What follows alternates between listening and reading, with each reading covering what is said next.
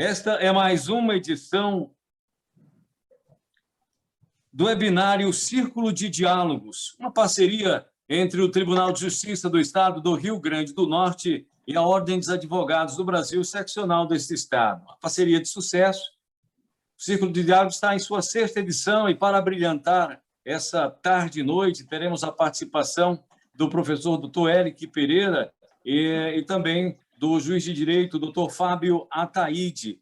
Em ato contínuo, a gente já agradece a participação de todos e a gente já destaca no perfil das autoridades a desembargadora Maria Zeneide Bezerra, vice-presidente da nossa Egrégia Corte de Justiça.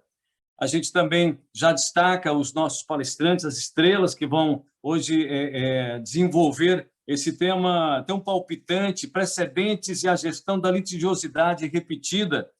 O juiz de direito Fábio Ataíde e o nosso advogado, o professor Dr. Eric Pereira, parceiro do nosso TJ em todos os momentos, prefeita da cidade de Pau dos Ferros, a Mariana Almeida Nascimento. A gente também destaca a participação da representante da seccional da OAB, a presidente eleita, a advogada Maria Lidiana, da cidade de Pau dos Ferros, o advogado Marcos Aurélio Santiago Braga, que é coordenador em conjunto desse grande projeto, dessa grande edição pela OAB-RN. Senhoras e senhores, a gente já convida, nesse momento, a presidente da seccional da OAB, lá da cidade de Pau dos Ferros, que brilhantemente vai acolher a todos nesse momento de parceria dessa sexta edição da OAB com o Tribunal de Justiça do Rio Grande do Norte. Boa tarde, doutora. Gostaria de agradecer, desde já, ao Tribunal de Justiça, em nome da desembargadora Zeneide, que sempre tem feito um brilhante trabalho, sempre extravasando, né, os muros do tribunal, levando conhecimento, aproximando o nosso tribunal da sociedade, dos estudantes, dos operadores de direito, enfim. Então, esses webinários, né, eu acredito até, não sei qual já realizaram alguns, né, e acho que amanhã também tem Mossoró, se não me engano. Então, são muito importantes para difundir o conhecimento. Então, em nome da OAB, eu gostaria de agradecer a parceria firmada, reiterar a nossa disponibilidade, saudar a todos os presentes em nome do Dr. Eric Pereira, nosso colega que vai estar aí, né, abrilhantando o evento. Enfim, desejo um excelente evento a todos e fico aqui à disposição. Obrigada. O coração da desembargadora Maria Zeneide Bezerra se divide em dois grandes polos, Pau dos Ferros e Parnamirim. Então, a gente agora convida a desembargadora Maria Zeneide, a nossa querida vice-presidente, para acolher a todos neste momento da sexta edição desse webinário e também apresentar os nossos palestrantes. Boa noite, desembargadora. Boa noite a todos e a todas. É um prazer enorme estarmos aqui em Pau dos Ferros, levando mais um momento de grande conhecimento, trazido aí pelos nossos queridos Fábio Ataíde, doutor Eric, meu querido professor de Direito Constitucional. E eu tenho um prazer enorme de dizer que estamos hoje sob o manto de Nossa Senhora da Conceição. Então, ela está nos trazendo muitas luzes e que a gente possa realmente, com esse assunto que será trazido pelos nossos palestrantes, que a gente possa alargar o nosso conhecimento e que esse conhecimento traga uma justiça mais perto, mais célere e mais atual. Então, falando nos currículos dos nossos palestrantes, são 100 quilos de currículo de cada um. Então, fizemos um breve currículo, né, apresentação, porque o importante é que a gente ouça ambos com muita atenção para que a gente possa ser um melhor juiz, um melhor servidor, um melhor estudioso na área do direito.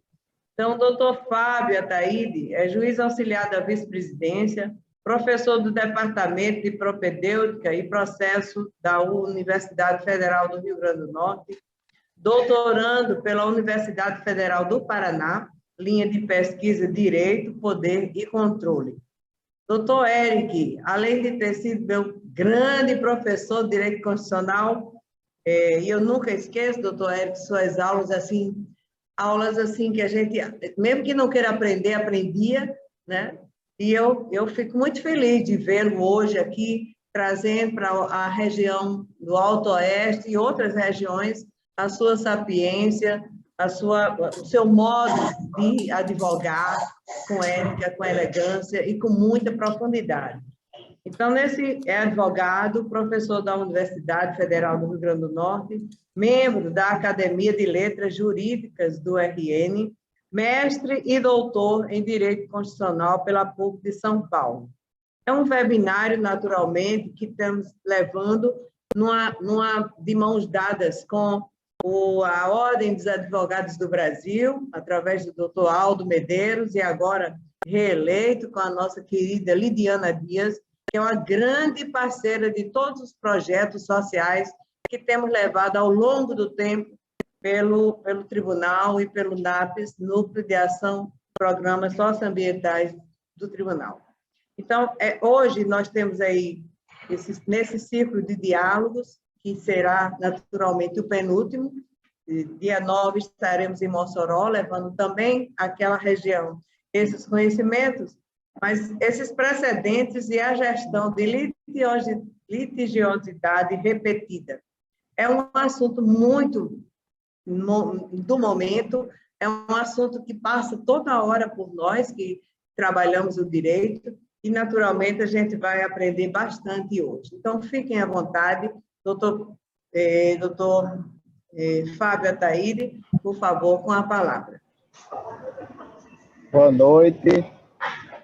Peço autorização à desembargadora e também aos advogados presentes, todos os presentes, a doutor Marcos, doutor Aldo Medeiros, doutor professor Eric, né, doutora Maria Liliana e a prefeita Mariana Almeida, paraibana, lá de Brejo do Cruz, minha esposa também é lá dessa região, de Brejo.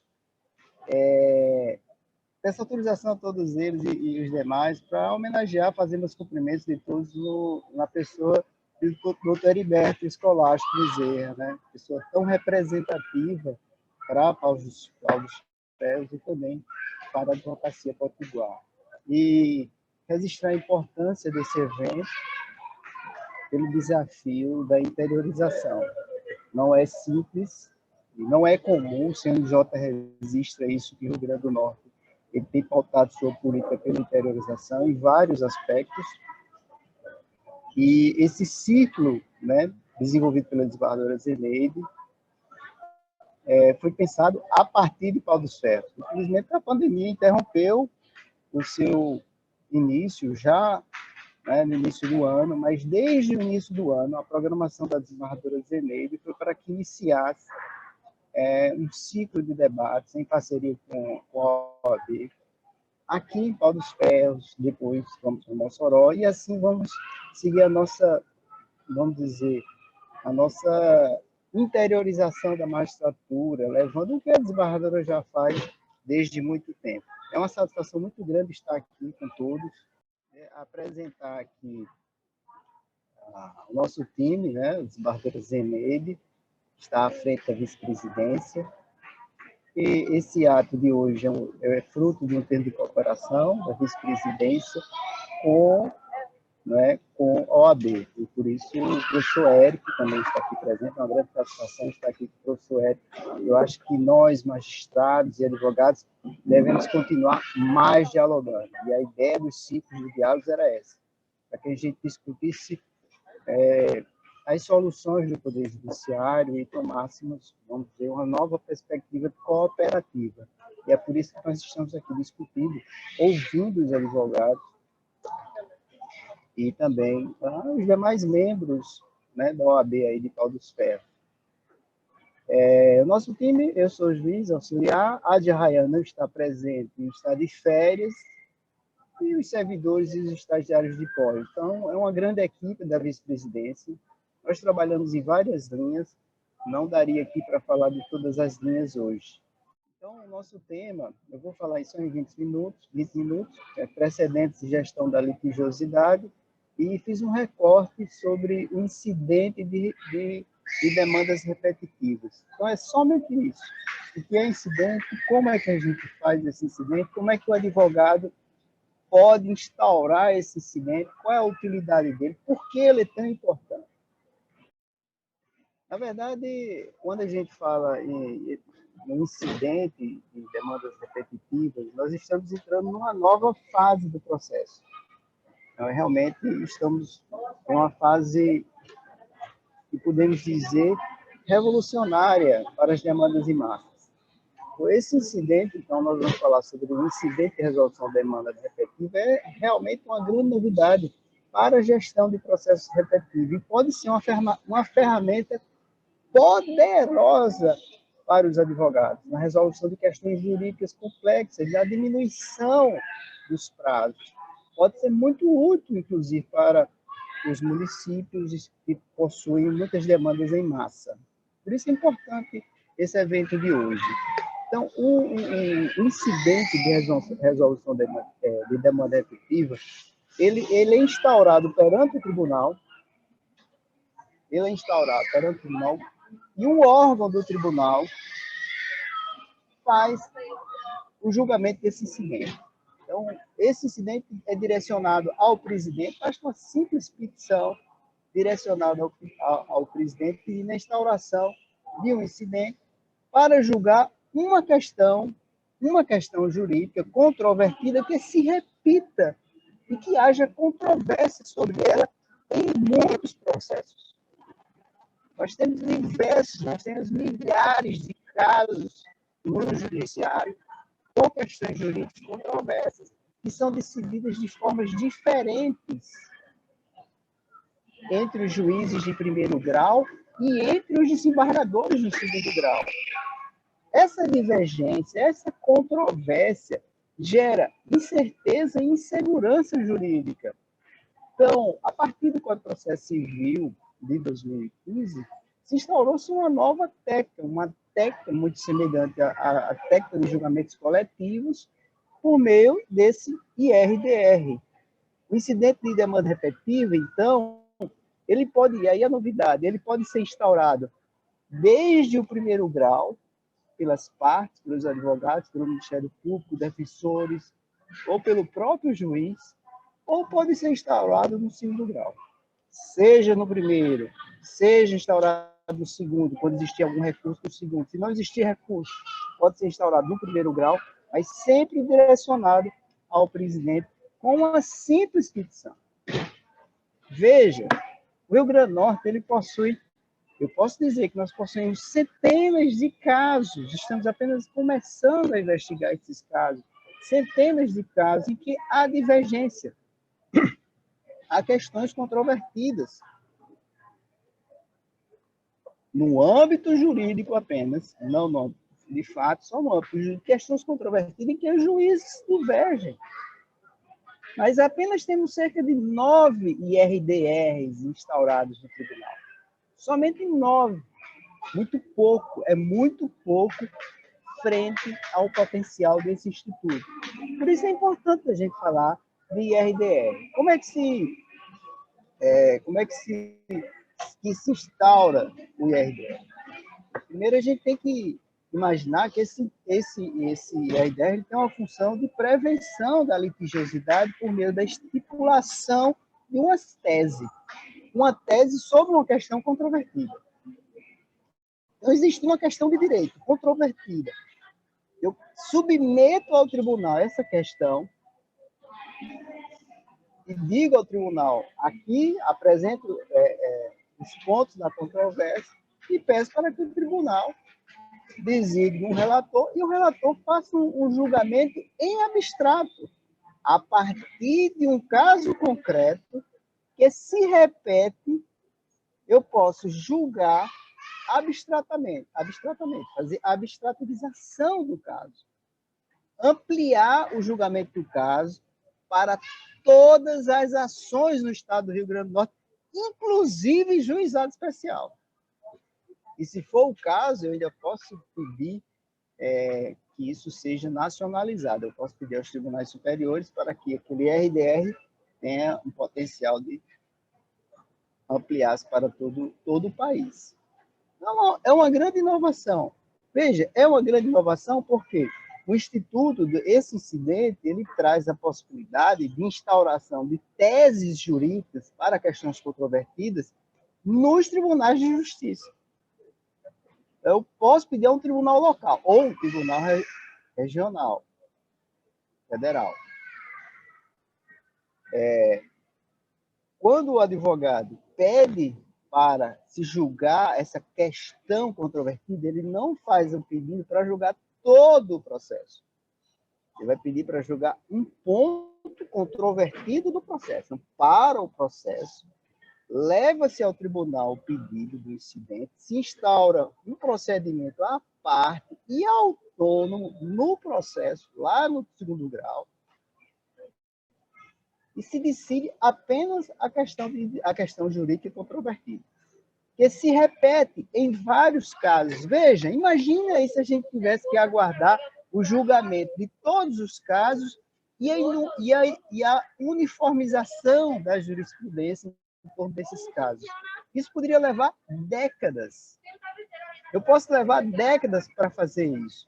E agora, com alguns casos no primeiro grau, mesmo sem recurso, mesmo não havendo recurso, eu já posso pedir ao tribunal que decida aquela questão controvertida. Isso é muito importante, porque eu vou abreviar o tempo de julgamento das questões, das demandas de massa, das questões controvertidas. E tempo é o que a gente espera que a justiça seja, tenha seus julgamentos razoáveis e atue com segurança e igualdade. Quais são os requisitos? Bem simples. Para instaurar basta que exista repetição de processos, controvérsia, ou seja, casos com julgamentos diferentes, juízes decidindo de forma diferente, e a questão controversa a respeito do direito, a interpretação que existe no direito. Risco à isonomia, à igualdade e à segurança jurídica, né? Então, esses casos devem ter julgamentos diferentes.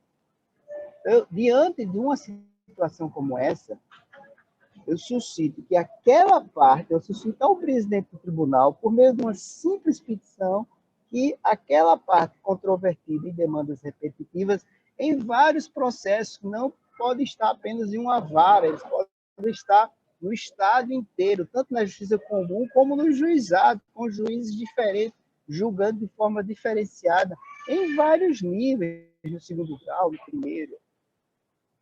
Então, quando se leva a questão para o colegiado, para o tribunal ele vai decidir aquela questão e abstrativizar para todos os demais casos. A finalidade, então, é estabelecer uma harmonia nas decisões, né? Superar as divergências internas dentro de um tribunal, a partir de casos concretos. É preciso que existam casos concretos. Eu não posso instaurar um incidente desse, pedir ao tribunal que instaure uma demanda controvertida se não existir divergência, né, em casos reais, em processos reais de tramitação. Quem é que pode fazer isso? O juiz pode fazer esse pedido de instauração do incidente. O próprio relator, nós temos casos aqui feitos por juízes, por relatores, ou qualquer das partes, o Ministério Público, né? Qualquer das partes pode fazer essa petição, a Defensoria também pode fazer a petição de instauração do incidente, direcionada ao presidente do tribunal. E, a partir dessa petição, o tribunal vai dizer se admite ou não. Ele vai analisar os requisitos, se existem os requisitos, repetição de causa, controvérsia, etc. Havendo o próprio colegiado do tribunal, o órgão específico do tribunal, recebe, admite o incidente e distribui para um relator. É muito simples o trâmite do procedimento do incidente. Distribuindo para o relator, esse relator ele tem um prazo de 1 ano para fazer uma instrução simples, e aí, dado o caráter social dessa demanda, esse relator ele pode admitir que outros interessados participem do processo, poderá realizar audiências públicas, vai ouvir a autoridade judiciária, ouvir o Ministério Público e tomar a sua decisão.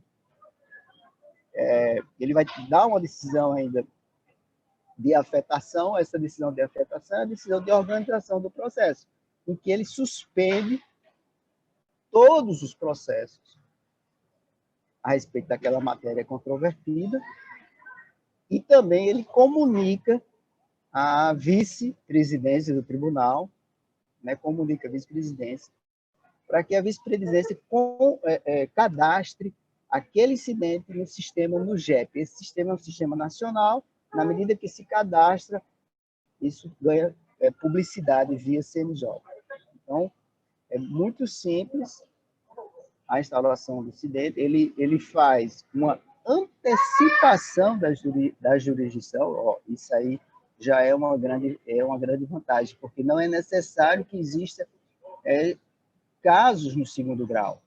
Eu posso ter casos apenas no primeiro grau, e aí, havendo casos no primeiro grau, eu instauro isso para que ocorra a antecipação da jurisdição, ou seja, eu consigo resolver a questão controvertida, né, de forma antecipada, já no segundo grau. O relator, uma vez admitido pelo colegiado, então, se o colegiado ele admite esse incidente, isso é remetido ao relator e o relator vai dar uma decisão, que é uma decisão de organização. Então, ele vai determinar a suspensão dos processos e ele pode também restringir a questão controvertida. A questão controvertida pode estar muito ampliada, ele diz, não, a controvérsia mesmo é só esse ponto, então estabelecer. Ele não pode ampliar a questão controvertida, mas restringir, ele pode mudar o processo base, o relator pode dizer, não, esse processo que você não trouxe como base para essa questão não é o melhor, mas o importante aqui não é o julgamento do processo, o importante aqui é a questão controvertida dentro do processo que vai ser abstrativizada para todos os processos no Estado. Esse julgamento é um julgamento que tem 1 ano, a previsão é 1 ano, podendo ser prorrogado, ele é célere, o procedimento é rápido e também ele tem prioridade, com exceção dos casos de habeas corpus e processos de réu preso. Uma vez admitido, se não for admitido, veja, olha a diferença. Se não for admitido um incidente no tribunal, não quer dizer que ele não possa ser instaurado. Não gera uma preclusão. Outro advogado, outra parte, outro juiz pode suscitar. O Centro de Inteligência da Corregedoria, da vice-presidência faz parte, já instaurou, inclusive, com a anuência do juiz, um IRDR. Inclusive, a desembargadora já tem um IRDR com ela para decidir uma questão controvertida nas varas da Fazenda. E a decisão que ela tomar nesse caso vai afetar todos os casos semelhantes no Estado, inclusive nos processos de juizado especial. Bem interessante isso. Veja o grau de antecipação da jurisdição. Uma vez admitido pelo colegiado, pelo órgão colegiado, previsto lá no regimento do tribunal, uma vez admitido o incidente, admitir o incidente, realmente nós temos questões repetidas, nós temos controvérsia, existe uma questão de segurança jurídica e isonomia, e aí, feita essa admissão, remete ao relator. O relator vai tomar uma decisão de afetação, em que ele vai organizar o processo. Ele pode, como eu falei, ele pode diminuir a demanda, vai ver quais são os casos em que se aplica a suspensão, comunica no GEP, o GEP é um órgão da vice-presidência que faz a gestão dos processos repetitivos, justamente nesses casos, ele vai acompanhar esse caso e comunica o juiz de origem, para que o juiz de origem tome conhecimento que foi instaurado um IRDR no caso dele e suspenda e fica aguardando a solução da questão controvertida. Então, isso é importantíssimo para uma jurisdição de litigância em massa. O judiciário ele precisa se transformar, né? E nós não podemos mais decidir demandas em massas como fossem isoladamente casos individuais que não tivessem relações. Isso é uma realidade absolutamente superada.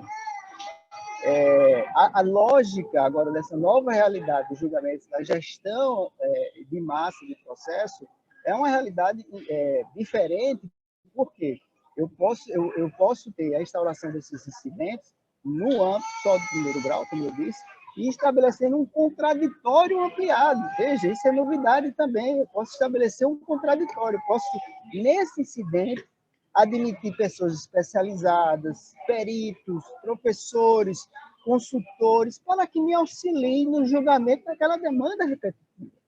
Eu posso, inclusive, convidar... Veja o grau de amplitude desse procedimento. Eu posso, inclusive, convidar a própria comunidade para, em um grau de participação democrática das decisões judiciárias, discutir com o relator sobre aquela questão controvertida. Analisar quais são os impactos, por exemplo, eu posso analisar quais são os impactos econômicos, políticos e sociais daquela decisão. Como é que eu vou saber desses impactos sem chamar as pessoas diretamente afetadas, muitas vezes que estão apenas representadas no processo? Então, isso é uma nova dimensão cooperativa da jurisdição.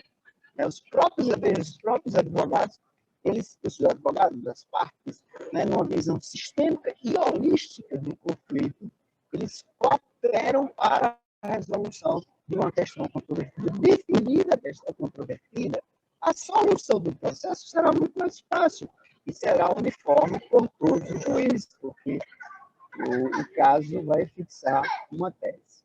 E essa tese terá efeito vinculante para todos os casos. O tempo é curto, né? Então eu acho que eu cumpri uma visão geral do que seria, né, vamos dizer, uma técnica, uma metodologia de incidente de resolução repetitiva. Nós, da vice-presidência, entendemos que é importante estimular que mais IRDR cheguem ao tribunal. Quanto mais IRDR o tribunal julgar, mais questões controvertidas ele vai conseguir uniformizar e pacificar, né? Encontrar metodologias de abstrativização de casos individuais em massa é fundamental no século XXI. Muito obrigado e parabéns a todos, a OAB de Barra do Rosemary, pela organização desse evento em Pau dos Ferros. Obrigada aí, doutor Fábio. E agora nós vamos ouvir aí, naturalmente, cada vez que eu ouço, mais eu aprendo, né? Eu já estou aqui mandando um zap para Fábio para trazer o que é que falta para a gente terminar logo esse, que eu estou ansiosa para terminar o julgamento desse IRDR. Mas dizer antes, doutor Eric, de passar a palavra para Vossa Excelência, que estamos aqui nessa terra onde viemos mostrar os nossos projetos sociais e que a prefeita que estava conosco até ainda há pouco já sensibilizou-se com Justiça na Praça, Justiça Escola, e já estão apalavrados, já agendados para o ano que vem, graças a Deus. Então, aí, hoje, nós estamos aqui com a festa da Nossa Senhora da Conceição, Virgem da Conceição, e é com ela que eu agradeço esses ensinamentos trazidos pelo meu querido Fábio e pelo doutor Eric, que, naturalmente, quanto mais a gente ouve, mais a gente aprende e mais a gente pode, naturalmente, fazer justiça. Com a palavra, portanto, doutor Eric Pereira. Primeiro, é uma honra muito grande, desembargador. Estar junto da senhora é sempre uma satisfação imensa, porque a senhora tem uma mentalidade à frente do seu tempo, à frente da sua geração, e é isso que faz com que o Tribunal de Justiça do Rio Grande do Norte seja reconhecido nacionalmente, né? E eu sou testemunho do carinho que o ministro Toffoli tem pela senhora, nosso amigo Adamec. Então, o Rio Grande do Norte, ele hoje tem uma visão, não é pelo Justiça na Praça, não é pelo Justiça Escola, não é agora por esses núcleos que estão sendo formados, mas é por essa visão que a senhora tem de um judiciário onde haja o diálogo, onde haja o consenso e onde haja a diminuição da grande palavra que se resume tudo isso que o nosso professor Fábio, a quem eu também saúdo, com toda a admiração que eu tenho por ele, que se chama morosidade. E aí eu quero saudar a Lidiana, dar os parabéns a ela, o carinho. Da última vez que eu estive em Pau dos Ferros, numa semana do advogado, fui muito bem atendido.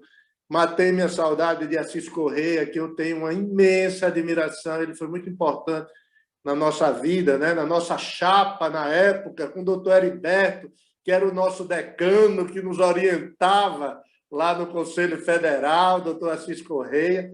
Então, eu fico muito feliz, Liliana, de estar junto de você, como se eu estivesse vendo o doutor Heriberto do meu lado, estivesse vendo Assis Correia. E aí eu quero saudar a todos os advogados, Marco Braga, Valadares, matar essa saudade, né? Desse interior tão forte que a gente sempre, sempre prestigiou. E cada vez mais eu admiro a desembargadora Zeneide por essa visão de interiorização.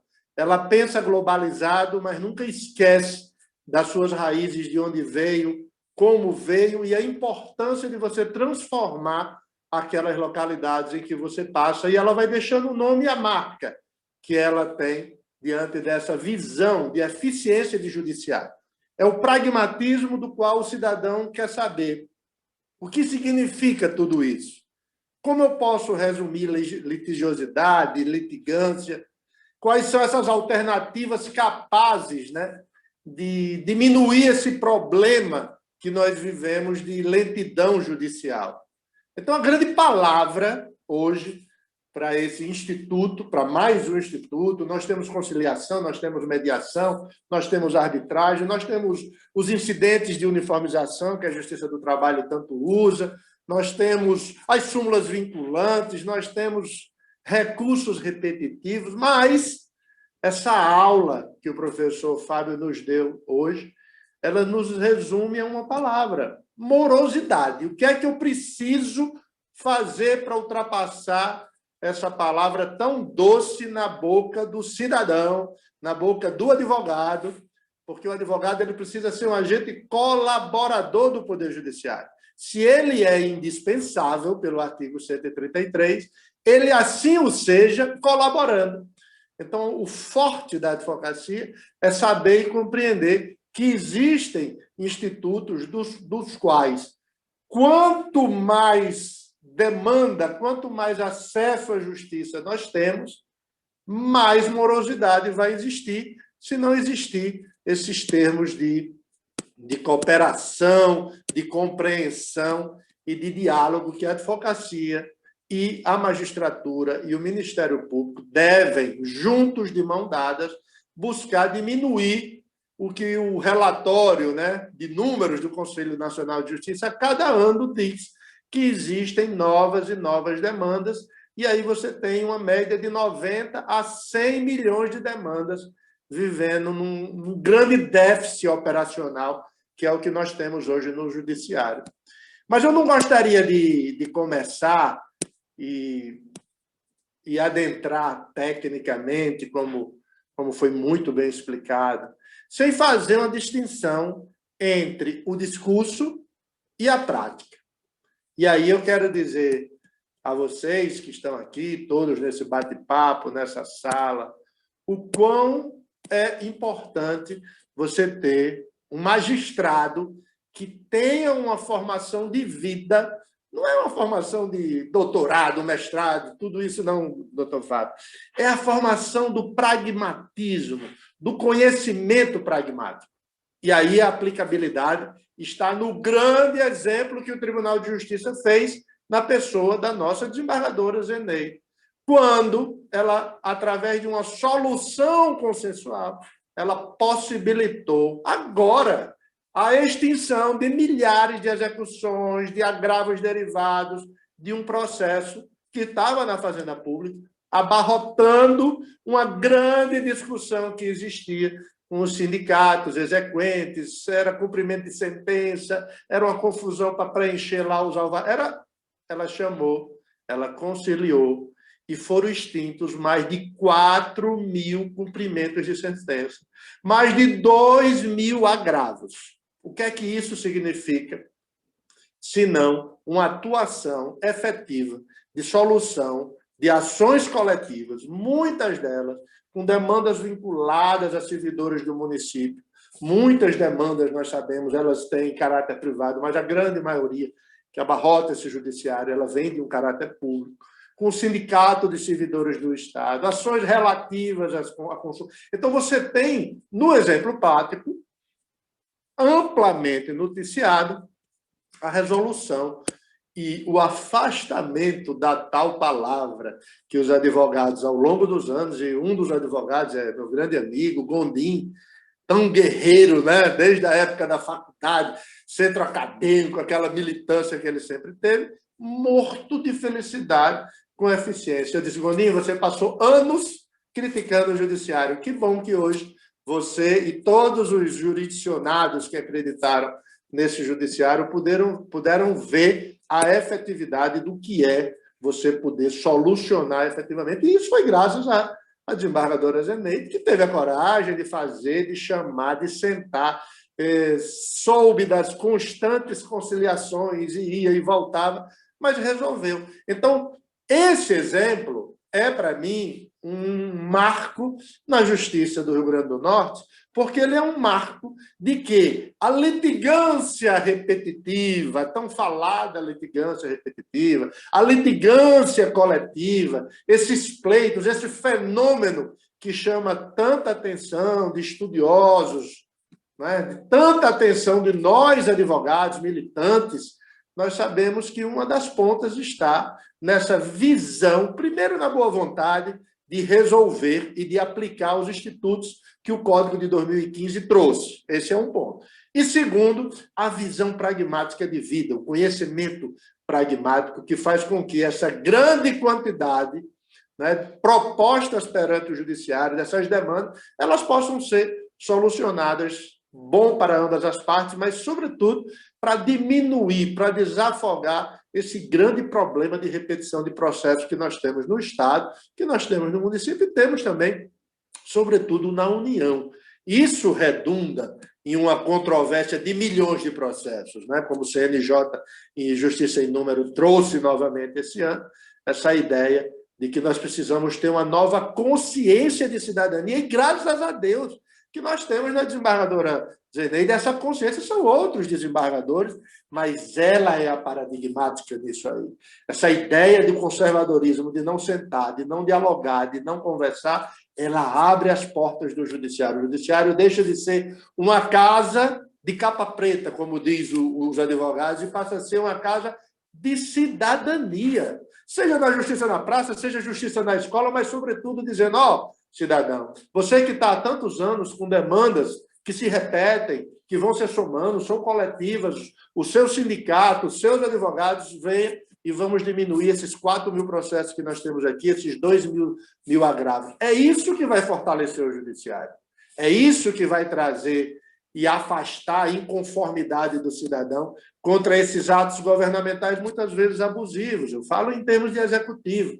E essas discussões de parâmetros, de aumento de classe, de demandas, né, de categorias que você tem, vem no judiciário e traz esse respeito que se dá à matéria, o respeito que se dá ao cidadão, ao suor do trabalho, à lágrima daquele sofrimento, e muitas vezes é o sangue que eles trabalharam vidas, dedicaram vidas, e muitas vezes não tem, digamos, essa reciprocidade na parte executiva dessa tripartição de poder. Então, isso faz com que os institutos processuais direcionados, e muito bem apresentado pelo professor, que eu tanto admiro, o professor Fábio, somos de departamentos diferentes, eu sou do departamento privado e ele é do departamento de propedêutica, mas ele é um nome que vai muito além da Universidade Federal, né? A pesquisa dele, o trabalho que ele faz como professor é querido demais entre os alunos, a gente sabe quando o professor é querido. E isso aí,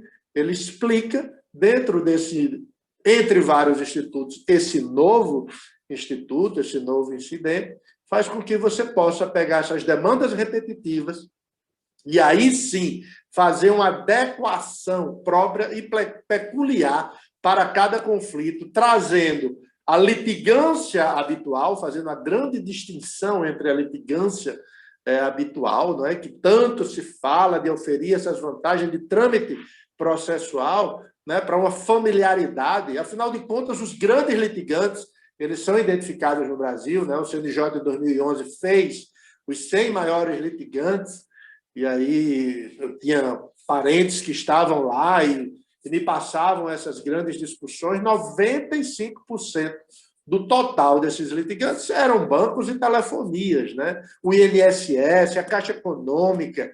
Então, você tinha dentro desses 100 maiores litigantes, você imagina o Estado ser um dos maiores litigantes.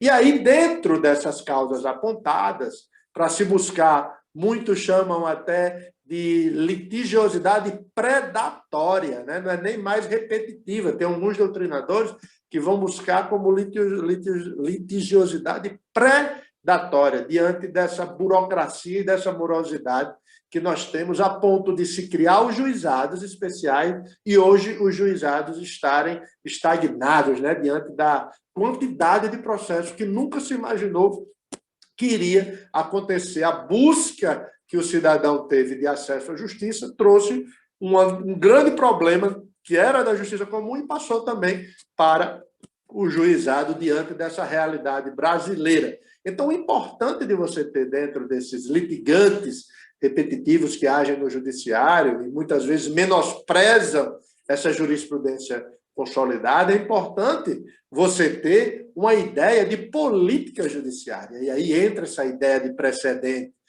da respeitabilidade aos precedentes, da ideia de que respeitar precedentes não significa ofender a autonomia do juiz, a independência da magistratura. Pelo contrário, significa você entender o que é política judiciária. Isso que a desembargadora Zeneide tanto prega. O sentido de você buscar um sistema eficiente, com eficácia e que dê resultados. É a famosa teoria do Law and Economics, né? A teoria em que o custo de uma recusa ele deve ser menor do que o custo gerado pelo cumprimento. Então, não são todos, né, que devem ou que apreciam se socorrer do judiciário. E muitos desses que se socorrem, o tempo da duração do processo faz com que essa teoria do Law and Economics traga essa grande, digamos, essa grande pretensão que nós buscamos trazer satisfação para que o poder público ofereça ao jurisdicionado, não é, uma solução do seu problema e transforme essa litigância habitual, nesse primeiro contato de judiciário, numa padronização de oferta ao que você precisa em termos de busca, quando ela começa a se tornar repetitiva. E aí vem as grandes estratégias adotadas por esse poder judiciário, né?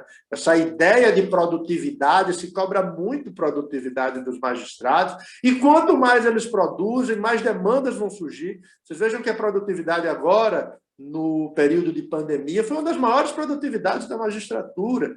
Então, o magistrado, ele não tem hora, nem dia, nem momento, ele trabalha sábado, domingo e feriado, e quanto mais ele trabalha, mais vai aparecer demanda.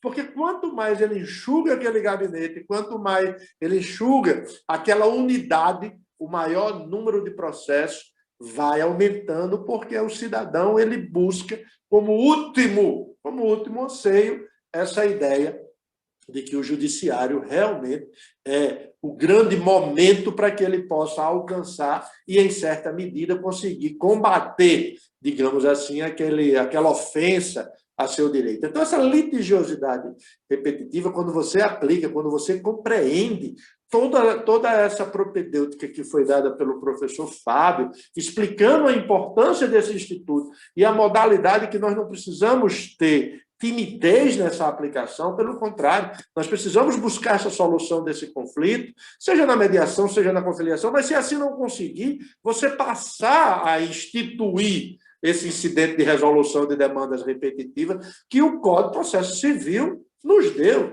É como Bonavides dizia, ontem eram os códigos, hoje é a Constituição. Vamos utilizar esse incidente como um meio de você provocar, através de uma causa piloto, de uma causa padrão, decidir a forma e esgotar toda a discussão argumentativa daquela matéria de direito, e com isso, quando você faz a simulação, quando você tem o direito simulado nesse aspecto, você vai aplicar de forma vinculante aqueles casos semelhantes. Isso é o grande vetor da busca pelo afastamento da morosidade.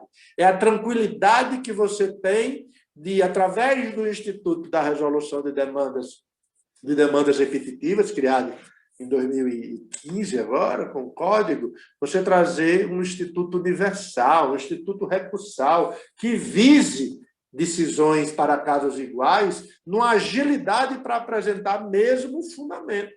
É isso que se vai buscar.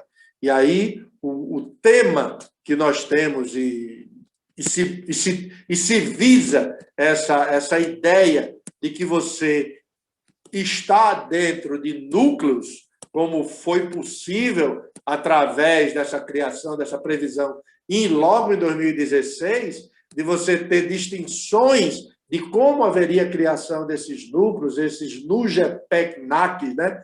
Que era um nome até grande, tudo é uma sigla, tá igual a universidade, doutor Fábio. A nossa federal, tudo é uma sigla, né? Então, nós estamos diante de uma resolução, essa resolução, uma mais nova agora, a 339 de 2020, né, que instalou esses núcleos de ações coletivas nos tribunais brasileiros para valorizar esse precedente judicial, é algo que vai ajudar nesse gerenciamento, né, dos casos repetitivos. É dentro de uma visão que nós temos e que nós precisamos dar para essa busca na instituição desse novo código, essa preocupação que o legislador teve de efetivar e buscar a solução do conflito, seja no âmbito judicial ou extrajudicial, ele vai girar sempre em torno dessas demandas repetitivas, e alguns doutrinadores dizem até persistentes, né? Uns usam predatórias, outros usam persistentes. Então, acho que essa judicialização excessiva que nós estamos vivendo, essa ânsia de buscar o judiciário como nós temos, diferentemente de outras demandas em sistemas tão próximos como o sistema americano, como alguns países da América Latina, no Brasil, a judicialização ela se tornou algo como o primeiro passo. E como é o primeiro passo, antes de você passar por uma conciliação, por uma mediação, por uma arbitragem, o advogado muitas vezes já opta pela judicialização, nada melhor do que a aplicação desse instituto da repetição. Então, isso aí faz com que esse alargamento de acesso à justiça padronize, na maior parte dos processos que estão ajuizados, um controle, digamos assim, concentrar em torno desses litigantes acostumados a um cenário judicial, não é? Que é essa cultura que a gente tem que construir, Lidiana, na advocacia. Eu sei que agora vai ter a honra de ser vice-presidente ao lado do nosso professor Aldo Medeiros, é construir no Rio Grande do Norte o pensamento de que antes de um litígio é melhor você dialogar, você conciliar, você mediar ou você arbitrar.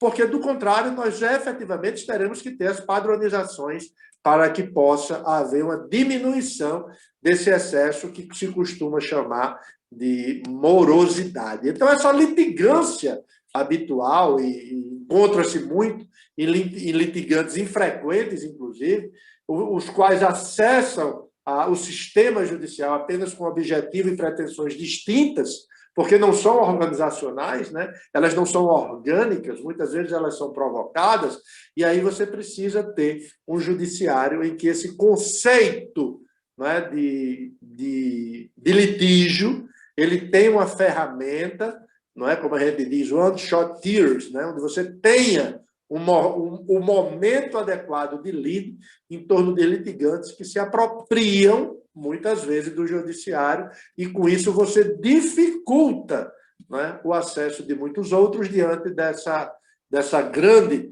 demanda que nós temos. Então, é muito feliz essa expressão que o nosso Bonavides trouxe, né? E eu cito o Bonavides porque nós temos Paulo Lopo Saraiva, que é um admirador do professor Bonavides, e a influência do professor Bonavides no Rio Grande do Norte, no Brasil é muito grande, e no Rio Grande do Norte mais ainda, que nós precisamos ter essa visão, de que ontem foram os códigos, né? Hoje nós estamos trabalhando com a Constituição e aproveitar esse pensamento constitucionalista da nossa desembargadora Zeneide, que faz com que a justiça seja transformada de forma paradigmática, entendida como uma possibilidade jurídica de solução, dotada de normatividade, dotada de imperatividade. É isso que nós buscamos através desse mundo emergente, não é? Pós-Segunda Guerra Mundial. O ministro Barroso, quando ele fala, né, no Estado Legislativo de Direito, naquele artigo que ele toca nisso, ele diz muito. Ou nós vivemos com uma ideia de uma interpretação de um documento político, que é a Constituição, de forma pragmática, do qual você tem aplicabilidade direta e imediata, como a desembargadora fez no exemplo que eu comecei esse nosso bate-papo, ou, do contrário, você vai trazer uma implosão para o judiciário e não tem juizado de pequenas causas, não tem medida neta nenhuma, porque o CNJ é um sistema do qual ele exige demais do magistrado, com muitas metas, a cada ano, a cada gestão, a cada biênio, são novas metas, mas em termos pragmáticos você vai buscar qual é o pragmatismo, você está em busca, meta, vamos fazer a aplicação do Instituto do Repetitivo, vamos trazer essa ideia, que é a partir desse Estado constitucional, é a partir de uma Constituição compreendida como uma norma que é traçada, disciplinada, de produção de leis, mas, sobretudo, de ações. Como eu disse no início, uma coisa é o discurso, a outra coisa é o fazer, é a ação, é levar para Pau dos Ferros, é levar para Mossoró, é levar para o interior do Rio Grande do Norte as possibilidades de igualdade, seja do jurisdicionado, seja do advogado, como o elo, como aquela ligação entre jurisdicionado e solução de conflito, de um judiciário aberto, de um judiciário onde saiba que o ordenamento jurídico é, antes de tudo, uma ideia de supremacia judicial, com respeitabilidade ao magistrado. Antes de 88, a magistratura ela tinha um grau de respeitabilidade muito grande. E, por incrível que pareça, pós-88, quando nós tivemos as grandes conquistas de cidadania, as críticas perderam as raias da razoabilidade. E aí você não pode imaginar que uma democracia é forte se tiver um judiciário fraco. Então, eu costumo sempre dizer em sala de aula, sempre em palestra, nós só teremos uma democracia forte se nós tivermos um judiciário forte. E esse judiciário ele é forte quando nós damos respeitabilidade. E maior respeitabilidade ainda eles têm quando vocês têm, no exemplo da desembargadora Zeneide, a efetividade de como solucionar conflitos. Imagina quantos pais de família, 4.000 pais de família, multiplique isso pela família, estão satisfeitos com uma solução que foi dada em uma ação. Aqui eu poderia citar várias ações da desembargadora Zeneide, várias, mas eu acho que o importante do exemplo é que nós temos na efetividade a teoria, a prática, e nós temos a concretização do direito. A concretude do direito, seja num pensamento rasbesiano, seja num pensamento mais positivista, mas você tem o direito acontecendo. E ao longo desses 30 anos de vigência, né, tão conturbado desse nosso cenário, eu acho que a gente tem que aproveitar esse cenário de 2015, que trouxe para nós essas possibilidades de trazermos um meio adequado, não é? Um sistema como o Sander, né? O professor Sander, aquele professor de Harvard, fala, de multiportas, a teoria de um tribunal multiportas.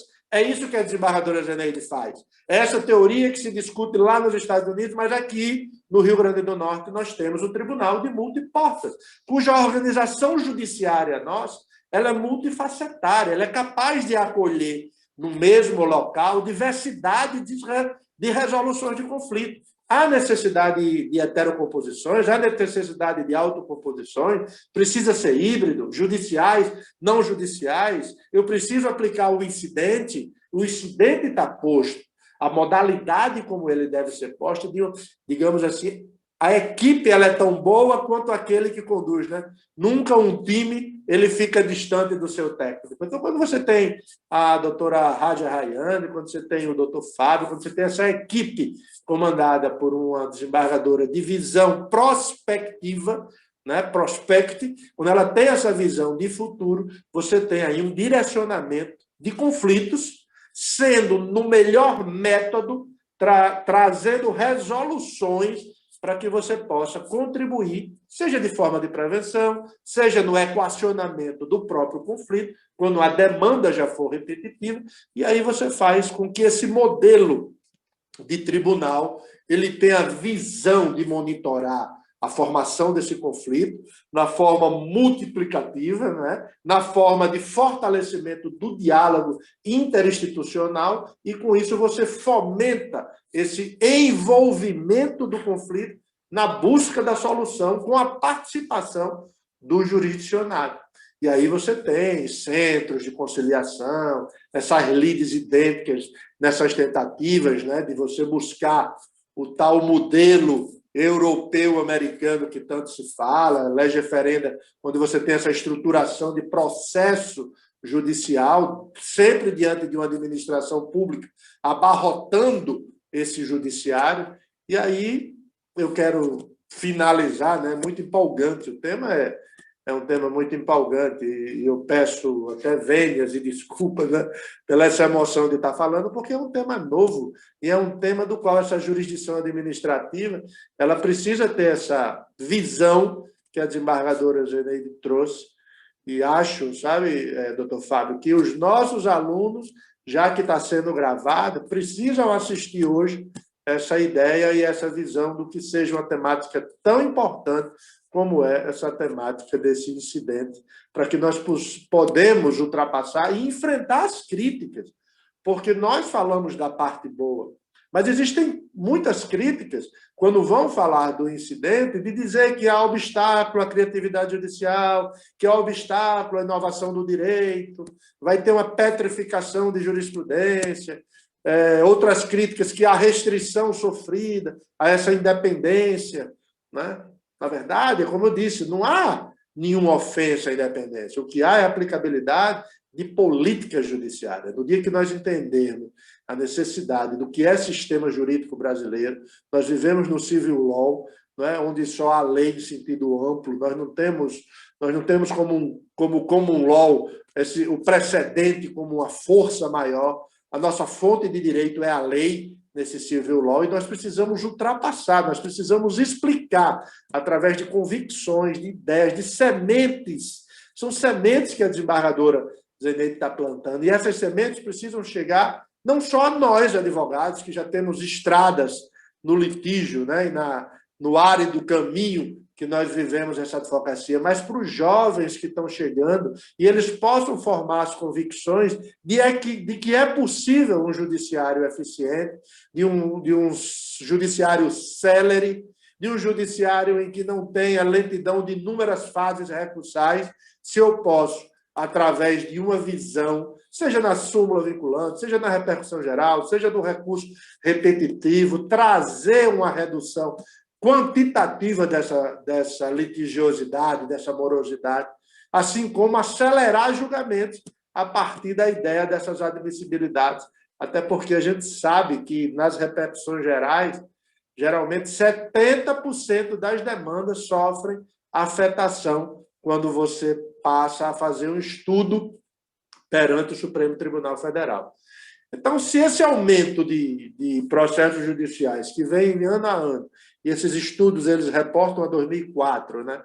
Essas ferramentas não estão refreando essa litigiosidade, essa morosidade, eu acho que essa tipologia de casos evidenciam que esse mecanismo que o professor Fábio tanto explicou, desse incidente de resolução de demandas repetitivas, ele terá um impacto relevante no quantitativo de processos.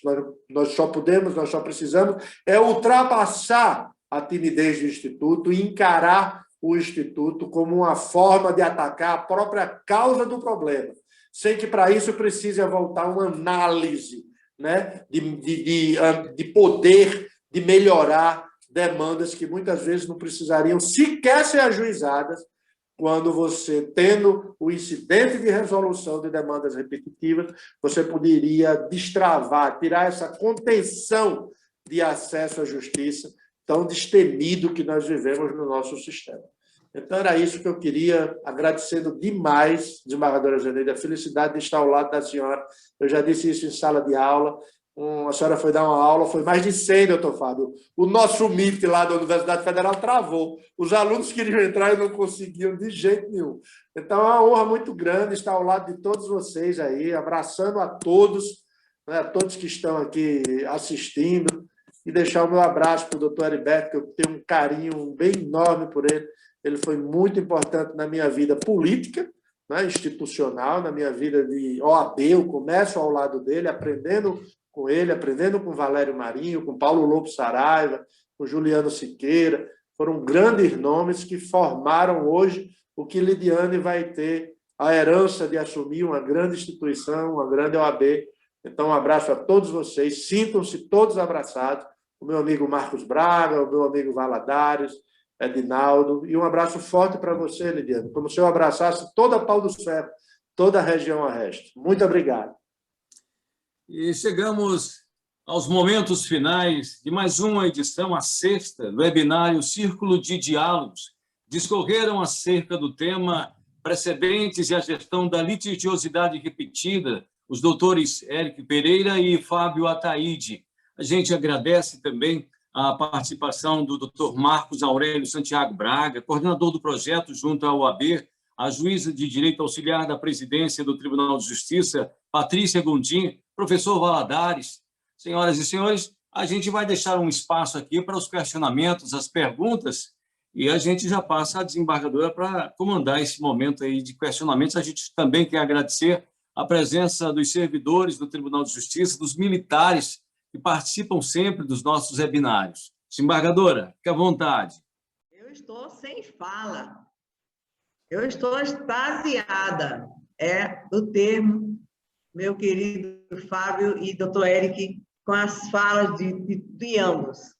Acredito que esse instituto, que realmente a gente precisa estudá-lo, e além de estudá-lo, de decidi-lo ontem, é uma coisa assim muito, muito, que está na nossa vida, né, Lidiane?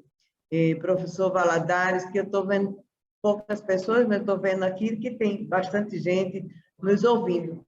E eu fico a pensar, se nós juízes tivéssemos aquele entendimento daquele homem lá de Touros, quando eu assumi a magistratura, que fez um sinal da cruz quando eu perguntei se ele conhecia o juiz.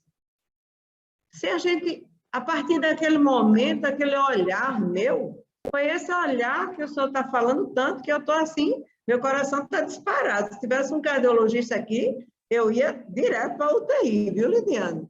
De pensar que um homem tipo o doutor Éric, todos nós conhecemos a bagagem jurídica, não só jurídica que eu falo, mas a bagagem humana que ele tem, juntamente com o Fábio, esse grande juiz de povo. Porque o doutor Éric disse uma coisa fantástica, não é ser doutor, ser mestre, ser especialista, é ser juiz. É ser juiz. É encarar as coisas com naturalidade, com simplicidade, como aquele homem que paga os nossos salários tem. Então, eu me preocupo realmente, quando eu entrei na vice-presidência, eu me vi obrigada a buscar, porque nós, doutor Éric, eu sou um homem que anda, faz cursos nos Estados Unidos, faz cursos na Europa, vê diariamente que esses países, todos, têm um mínimo de processos. E nós, que dizemos? Eu fiquei assim, pasma, quando, na intimidade com as varas da Fazenda Pública, eu me deparei com processos, com varas, com 30 mil processos, 27 mil processos, 28 mil processos. Meu Deus, esses juízes estão assoberbados. E se nós não tivermos uma equipe que eu tenho, como a que eu tenho, que busca na conciliação, e é um trabalho um trabalho de formiguinha que a gente tem, buscar o Estado e colocar ali no Estado o ensinamento da conciliação. Buscar o município e ensiná-lo também esse ensinamento da conciliação. E nós estamos assim, pasma, que estamos trazendo os procuradores para o lado da conciliação e o lado realmente que a gente pode dar àquele homem, àquela mulher que procura o judiciário como último degrau, e fazer tudo isso ontem através de uma conciliação, de uma homologação de acordos. Realmente, eu estou, assim, muito feliz, agradecendo aí a Nossa Senhora da Conceição, porque ela me permitiu ouvir, e particularmente, quando ambos, Fábio e doutor Eric, falam no meu marido. É um grande homem que hoje está sem poder estar aqui conosco, participando desse debate fantástico, que a gente teve uma ideia através dos nossos servidores, Hamilton, Fábio, juiz, Fran e os outros, que procuraram a mim para que a gente fizesse o núcleo de ações coletivas. E nesse trazer os procuradores e incutir neles a vontade de dialogar, de resolver na paz aqueles tantos e tantos processos que andam nessas varas todas. Diferentemente de todos os Estados Unidos, da Europa, que ninguém vê isso em canto nenhum, do mundo ninguém vê. Então, é uma preocupação, e eu, antes de falar, eu gostaria de saber se alguém tem alguma pergunta a fazer, por favor. Eu estou tão entusiasmada e tão feliz em não ser somente aquela juíza que julga, que é a minha obrigação. Não faço nenhum favor a ninguém, a obrigação de julgar. E julgar ontem. A minha assessoria só fiquei salcão, para a gente viver assim, fazendo tudo dentro de um período mínimo, para que o homem ou a mulher tenha a sua demanda resolvida. Alguém tem alguma pergunta? Alguém tem algum falar? Eu queria falar um pouco sobre o que o professor Eric, as brilhantes palavras do professor Espadora. O professor Eric, não dá nem para comentar tudo, porque mas foram brilhantes, professor. Eu fiquei extasiado e emocionado com suas palavras, e me veio à mente, desembargadora, doutor Marcos, doutor Valadares, enfim, todos os advogados, né, que estão aqui presentes, Liliane, tudo, a questão da jurisprudência defensiva. É um incômodo, né? O doutor Eric falou aí em prospecção, de fato, o processo atual hoje é um processo prospectivo. Nessa visão de processo prospectivo que olha para o futuro, litigância de massa para sociedades de massa. É um problema a jurisprudência defensiva, e os senhores conhecem muito mais do que eu, né? Porque não sobe quase nada para os tribunais superiores. Mas nessa visão de processo prospectivo que a gente deve ter, ainda não estamos tudo para implantar, e esse momento de hoje é uma discussão sobre isso. A jurisprudência defensiva ela deve ser superada. Nós temos que superar aquela jurisprudência que filtra, que impede as discussões das causas. Súmula 7, eu peguei até aqui, ó, súmula 13, súmula 83, súmula 115, súmula 126, súmula 187, súmula 203, 207, 211, 233, 320, e aí vai, 418, não passa nada. Mas essa visão de limitar, de impedir, em nome, às vezes, da burocracia, ou por conta da morosidade, a gente acaba não julgando os casos, ou não fazendo justiça. A gente precisa superar a jurisprudência defensiva, mas a gente só consegue superar isso se mudar a lógica, tanto dos juízes como dos advogados, em relação ao que o professor falou. Cooperação. Cooperação. Uma nova visão de processo. Se eu tenho demandas em massa, não pode ser recursos em massa. Tem que ter soluções criativas em massa. A desembargadora Zeneide, como o professor Eric falou, a desembargadora Zeneide, ela, quando chegou no NUGEP, que julgou, eu vou julgar as controvérsias do método de cálculo, que os juízes todos estavam divergindo em relação aos métodos de cálculo, em ações do Estado e do município. Veja, e não existia nem, a gente não encontrou nem soluções em outros estados, os NUGEPs não estavam fazendo isso. A desembargadora também não tinha lastro, fazer o que a gente teve que fazer uma resolução para dar lastro, mas isso é criatividade, isso é processo prospectivo. Não é jurisprudência defensiva, não. Ninguém ali estava buscando meios de impedir a parte de litigar, mas buscando meios de encontrar justiça.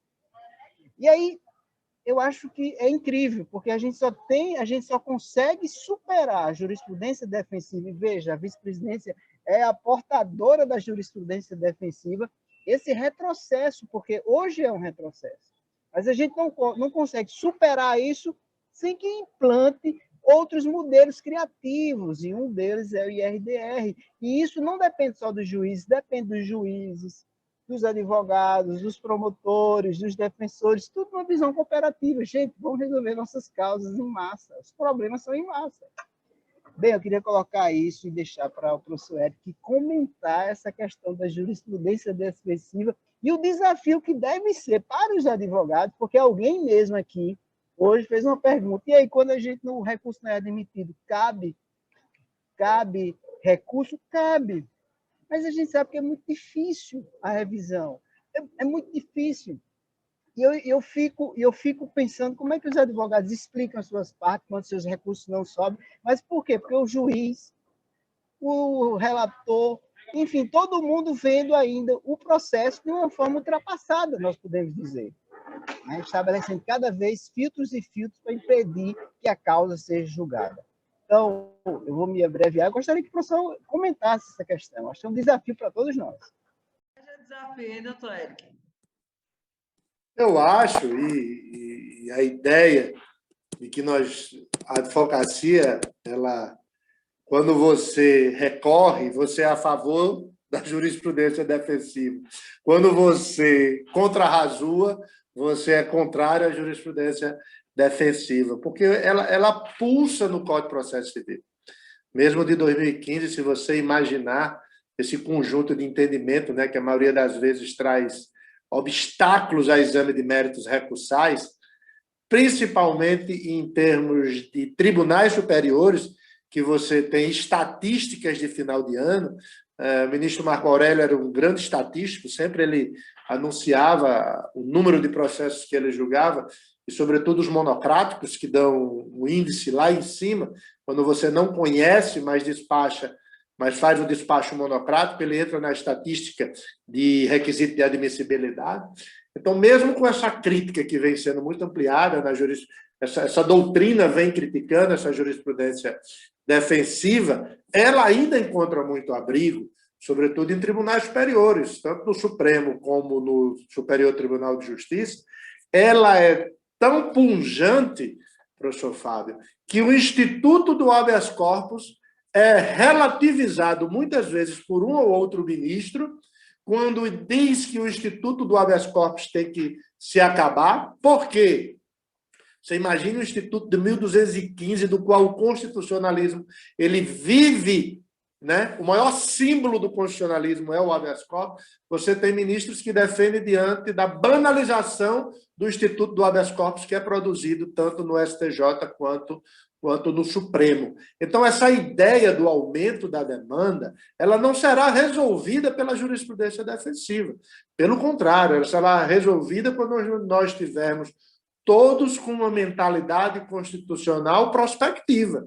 Quando nós tivermos um fundamento puramente pragmático, em que esse excesso do número de recursos que é aportado ano após ano para os tribunais de cúpula, né, como eles dizem, para os tribunais superiores, ela poderá ser resolvida quando você tiver aplicabilidade de institutos como esse que você defendeu, não é? Com tanto vigor, com tanta clareza, com tanta propriedade. Então, essa proliferação de orientações formalísticas, né? De orientações doutrinárias, muitas vezes acadêmicas, que a gente vê essas discussões, nós não podemos imaginar a inexistência de recursos, porque o advogado ele tem essa liberdade de criar ciência.